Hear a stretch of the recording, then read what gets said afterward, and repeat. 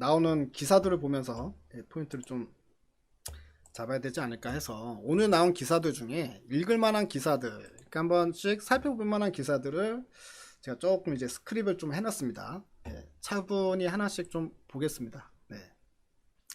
자, 얼마 전에 그 뭐 한원령이 해제됐다라는 기사가 나왔는데, 오전에 그 기사 나왔다가 오후에 또다시 한원령 해제는 아니다, 이런 이야기가 나오면서 그 한한령 관련주들, 그러니까 이제 중국 관련주들이 급등이 나왔다가 윗꼬리 쭉 달고 떨어진 적이 있었잖아요, 이틀 전에. 어저께였나? 예. 그래서 제가 그 업로드를 시켜드렸었는데, 근데 한한령 해제로 봐도 될 것 같다, 한 달 이내에 한한령 해제가 나타날 것 같다라고 말씀을 드렸었습니다. 예. 제가 이제 그 매일마다 업로드 시키는 것도 다 보고 계시면, 아마도 보고 계신 분들은 제가 했던 이야기니까 업로드된 내용으로 보셨을 텐데, 오늘 이 기사가 나왔습니다. 그 한한령 올해 시진핑 방한 뒤에 사실상 사라질 것이다. 그래서 싱하이밍 주한 중국 대사의 인터뷰 내용이 기사로 나온 게 있더라고요. 이런 것들이 좀 힌트가 될 수 있다는 거잖아요.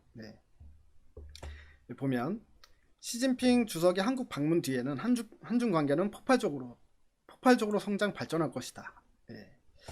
싱하이밍 대사가 이제 중국 대사입니다.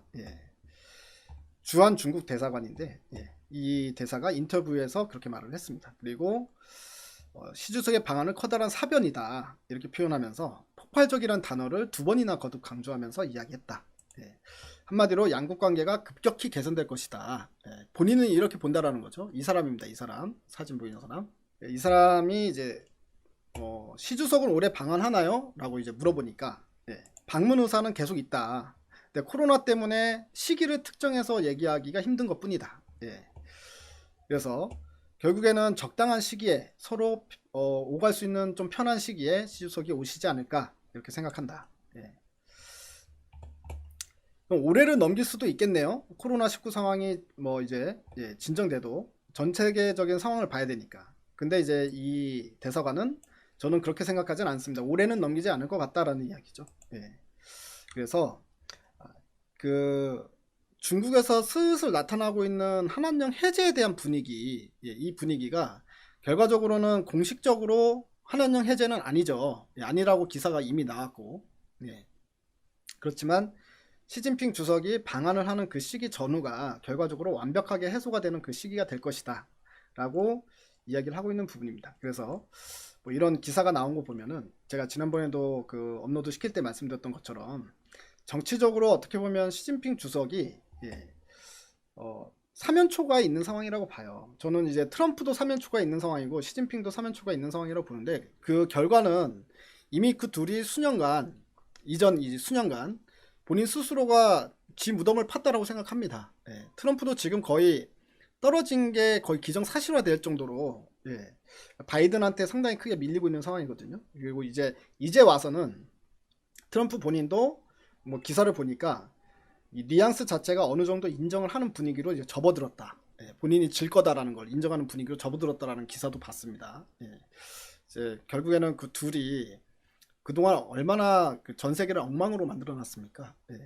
그래서 그 둘 다 사면초가 빠졌다라고 보는데, 특히 이제 중국 시진핑 같은 경우에는 미국의 공격이 계속 거세기 때문에, 그래서 또 어떻게 보면 홍콩 문제도 이게 이제 정치적으로 상당히 민감한 문제인데, 홍콩 보안법 통과라는 게 일단 결과적으로 미국도 미국이지만 이제 유럽도 완전히 등을 돌리는 그런 이슈가 될 가능성이 커 보입니다. 그래서 시진핑 주석도 상당히 지금 뭐 주변 국가들에게 뭐 업로드 시켜드린 내용으로 좀 우리끼리 있으니까 편하게 얘기하면 이제 글로벌 왕따가 될 처지에 저는 처했다고 보고요. 그렇기 때문에 시진핑도 자기 편을 하나라도 더 만들어내는 그런 어떤 정치적인 상황에 처한 거 아니냐라고 보여지고요. 그래서 주변국 중에서 결국에는 일본을 잡을 수는 없죠. 일본과 손을 잡을 수는 없잖아요, 중국이. 그렇기 때문에 한국이랑 어떤 이제 교역이나 아니면 외교 부분에 있어서 이제 친한 정책을 가져갈 가능성이 상당히 크다고 보여집니다. 제가 봤을 때는요. 그렇기 때문에 중국 관련주들도 여러분들 제가 업로드 시킬 때 말씀드렸지만, 중국 관련주에 그렇다고 몰빵을 할 상황은 아닌 것 같고, 포트 중에 한 10%에서 20% 정도만 중국 관련주를 들고 가는 것도 괜찮겠다 싶은 생각이 듭니다. 좀 안전한 걸로 보면 호테신라, 호텔신라 이제 차트를 좀 보시면 아시겠지만요. 예. 주봉으로 보면 지금 예. 이 2018년도부터 시작해가지고 이 호텔신라의 주가의 움직임 보게 되면요, 거의 이제 7만 원에서부터 예. 11만원, 예, 요 사이에 이제 박스권에서 움직임이 나타났었습니다. 예, 지금 현재 이 호텔신라 같은 경우에 박스권 하단 부분에 위치해 있기 때문에 예, 결국에는 이 박스권 하단 부분, 즉 7만원 아래에서 매집 관점으로 이제 보고 예, 기다리는 전략 꽤 괜찮지 않을까, 예, 이렇게 보여지는 거죠. 어차피 지금 역사적인 주가의 수준을 봤을 때도 거의 최악의 수준에서의 최근 몇 년간의 최악의 수준에서의 주가의 위치에서 움직이고 있기 때문에, 물론 이제 실적 같은 경우에는 중국인들이 본격적으로 한국을 찾기 시작하면 실적은 어차피 알아서 턴어라운드가 되는 그런 종목이기 때문에요. 예, 괜찮지 않을까 싶은 생각이 듭니다. 그래서 이런 종목들은 좀 안전하잖아요. 크고 등치도 사이즈도 크고 하기 때문에 포트에 한 10% 정도 예, 딱 잡아놓고 그대로 이제 10만원 넘어갈 때까지 예, 들고 가면 이것도 좀 짭짤한 어떤 결과를 보지 않을까, 이런 생각이 좀 듭니다. 예. 결국엔 예, 포트 구성이 중요하죠. 뭐. 자, 그래서 이제 한한령에 관련된 예, 뉴스가 나왔다라는 거. 어쨌든 중국의 대사가 상당히 긍정적으로 보고 있다라는 거고, 그 다음에 시진핑의 방안에 대해서도 무조건 이제 올해 중에는 들어온다, 한번 왔다 간다, 이렇게 이야기를 하고 있는 상황이기 때문에 예, 긍정적으로 보여집니다. 이 사람에 대해서 양력도 밑에 나와 있더라고요. 싱하이밍 이 사람의 대사가 어떤 사람이냐, 예, 쭉쭉 보면은 이제 예,